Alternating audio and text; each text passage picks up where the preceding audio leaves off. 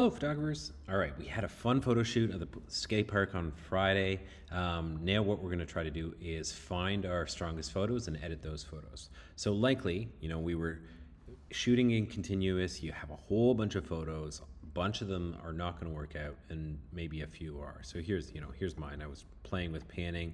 These are too blurry. They're not going to work for us. This one's overexposed and too bright. That one's potentially cool. That one's potentially cool. I might try to play with that, but it's pretty bright and overexposed to start with. But I'm looking for ones that are kind of interesting. This one I kind of like because it's frozen. It's not overexposed. So that's your first choice, is like looking through and seeing which ones are worth editing. Now with this one, let's use this one as an example. I'm going to play with this one in order to edit it to make it better. Okay, so the first thing I'm going to do is play with the crop. Okay, so I'm going to go to the crop window here, okay, which is right here, and you can see I'm keeping the aspect ratio to original, which is 2:3 aspect ratio, and I'm going to play with the crop. So I'm going to bring it down closer to Brennan, and I'm going to go like that. Okay, so I still want to get like some of the bowl underneath, and I want him frozen, but I want him much closer. So I'm kind of playing with those rule of lines, thirds lines. I'm putting the rule of third line on the horizon, and he's on his helmet's on the rule of third line on the other side. And when I'm happy with that crop, I'm going to double click in to apply that edit. Okay, so now that's the first thing that you can do. Okay, is just crop so you get that detail.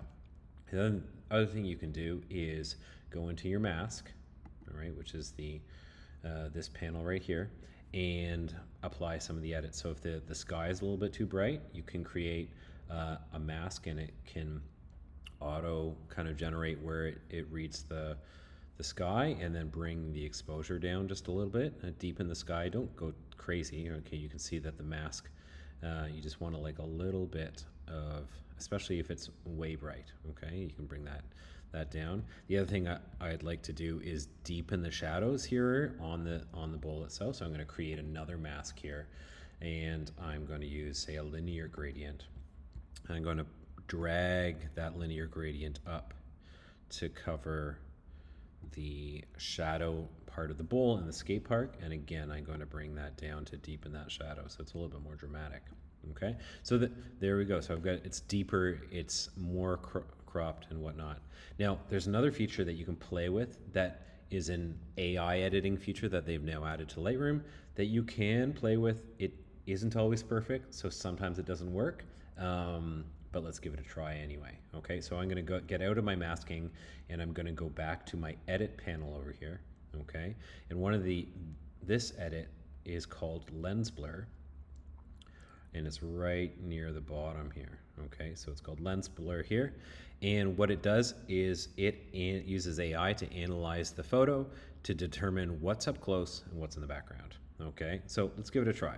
Okay, because I'm looking at this photo, it's fairly clear, but you can see the other photographers in the background are also clear. Okay, it'd be nice to have a different depth of field so that it was a little bit more blurred in the background, and the focus is more on the airborne athlete here. So I'm going to take this lens blur, I'm going to click apply, and it takes a little bit of processing because it's analyzing the image to determine, let's see, update that AI, there we go. Okay, so what this does is it gives you a focus range, okay? And so this rectangle here is our depth of field.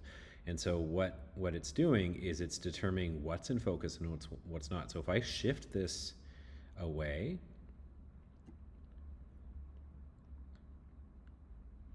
it's using AI to kind of figure out what's in focus and what's not.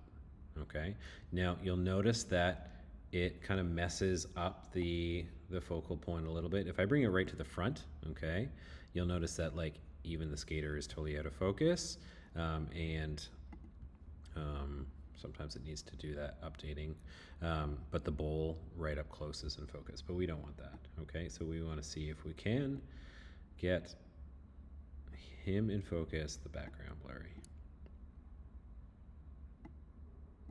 You'll notice that the selection isn't amazing, so I'm going to extend my depth of field here. See if I can't get this a little bit better. It works okay, all right? Something you can play with, all right? I'm noticing it.